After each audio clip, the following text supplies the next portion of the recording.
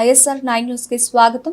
జగ్గైపేటలో media సమావేశం నిర్వహించిన Kurnool MLA Hafeez Khan. Media సమావేశంలో పాల్గొన్న యువ నాయకులు సామినేని వెంకట కృష్ణ ప్రసాద్ బాబు, ముస్లిం మైనారిటీలందరికీ అండగా ఉన్న జగన్ అన్నను గెలిపించండి. చంద్రబాబు బీజేపీ కూటమికి ఓటేస్తే ముస్లింలు 4% రిజర్వేషన్లు రద్దవుతాయి. బీజేపీ ముస్లిం రిజర్వేషన్లు ఎత్తేస్తానని ప్రకటించింది. జగన్ అన్న బహిరంగ సభలో దమ్ము ధైర్యంతో ముస్లింలు 4% ఉండి తీరాల్సిందేనని చెప్పారు. ఇది జగన్ అన్న మాట. వైఎస్ఆర్ బిడ్డగా మాట కోసం ఎంతవరకైనా జగన్ పోరాటం చేస్తారు. జగ్గైపేట నియోజకవర్గంలో సామినేని ఉదయ్ భాను ఎన్నో అభివృద్ధి కార్యక్రమాలు చేపట్టారు. మరొకసారి అవకాశం వస్తే జగ్గైపేట నియోజకవర్గాన్ని మరింతగా అభివృద్ధి చేస్తారని పేర్కొన్నారు. రాష్ట్రంలో ఎలక్షన్స్ జరుగుతున్న నేపథ్యంలో ప్రచారంలో భాగంగా ఈరోజు జగ్గైపేట కాన్స్టిట్యున్సీకి రావడం జరిగింది. రాష్ట్ర వ్యాప్తంగా గత 5 సంవత్సరాల్లో గౌరవ ముఖ్యమంత్రి వర్యులు శ్రీ వైఎస్ జగన్మోహన్ రెడ్డి గారు 99% మేనిఫెస్టో హామీలన్నీ పూర్తి చేసి ప్రతి ఒక్కరికి ఇంటింటికి సంక్షేమ పథకాలు పంపించి వాలంటీర్ వ్యవస్థని, సచివాలయ వ్యవస్థని స్థాపించి దాదాపు 2,70,000 కోట్ల రూపాయలు 2,70,000 కోట్ల రూపాయలు ఎస్సీలు, ఎస్టీలు, బీసీలు, మైనార్టీలు, అగ్రకులాల్లో ఉండే పేదవాళ్లకు ప్రతి ఒక్కరికి విద్య కోసం, వైద్యం కోసం, హౌసింగ్ కోసం, మహిళా సాధికారత కోసం, రైతుల కోసం ఇలా వాళ్ళ జీవనశైలి మార్చే విధంగా, వాళ్ళ స్థితిగతులు మార్చే విధంగా ఈరోజు హ్యూమన్ రిసోర్సెస్ ఇన్వెస్ట్మెంట్ అనేది చేయడం జరిగింది.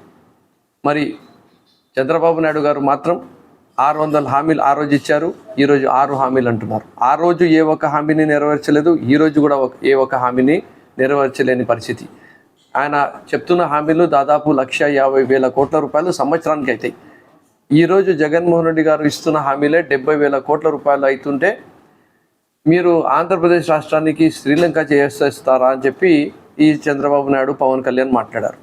మరి అమలు కాని హామీలు అయినా ఇచ్చి ఖచ్చితంగా మళ్ళీ అధికారంలో రావాలని చెప్పి తాపత్రయపడుతున్నారు. కానీ ఆంధ్రప్రదేశ్ రాష్ట్ర ప్రజలకు బాగా తెలుసు, జగన్మోహన్ రెడ్డి గారిని నమ్ముతున్నారు. చంద్రబాబు నాయుడు గారు మోసకారి, అబద్ధాలు కోరు అని చెప్పి గుర్తించినారు. కాబట్టి జగన్మోహన్ రెడ్డి గారు ఎక్కడ పోతున్నా మేమంతా సిద్ధం సభల్లో చాలా బ్రహ్మాండంగా వేలాది మంది వచ్చి జయప్రదం చేస్తున్నారు. అలాగే జగ్గైపేటలో సీనియర్ శాసనసభ్యులు సామినేని ఉదయ్ భాను అన్న ఒకవైపు సంక్షేమ పథకాలు అందిస్తూ రెండో వైపు అభివృద్ధి చేస్తూ జగ్గైపేటలో ఎప్పుడు లేని విధంగా అది ప్యాసింజర్ ట్రైన్ డబ్లింగ్ వర్క్ ఉందని దానికి ఎన్నోసార్లు కేంద్రం దగ్గర వెళ్ళి మాట్లాడి తీసుకొని రావడం జరిగింది. అలాగే కృష్ణా రివర్ పైన ఈరోజు బ్రిడ్జ్ కట్టడం మొదలవుతుంది.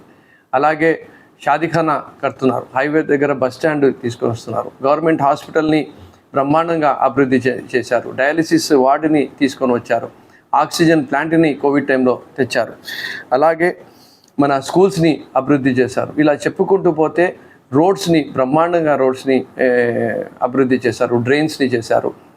మరీ ప్రత్యేకంగా 4 లైన్ రోడ్డు జగ్గైపేట నుంచి చిలకలు అని విలేజ్ వరకు. అంటే ఒకవైపు సంక్షేమము, ఒకవైపు అభివృద్ధిలో కూడా దాదాపు 2,000 కోట్ల రూపాయలతో జగ్గైపేటలో అభివృద్ధి చేశారు. కాబట్టి మరీ ముఖ్యంగా కరోనా సమయంలో ఆయనకు 3 సార్లు కరోనా అటాక్ చేసిన స్థానికంగా ఉండి ప్రతి ఒక్కరికి మేలు చేసే విధంగా, వాళ్ళకు వైద్యం అందించే విధంగా, వాళ్ళకు భరోసా ఇస్తూ, వాళ్ళకు అన్ని విధాలుగా నిలబడి సహకరించిన మనిషి సామినేని ఉదయ్ భాను అన్న.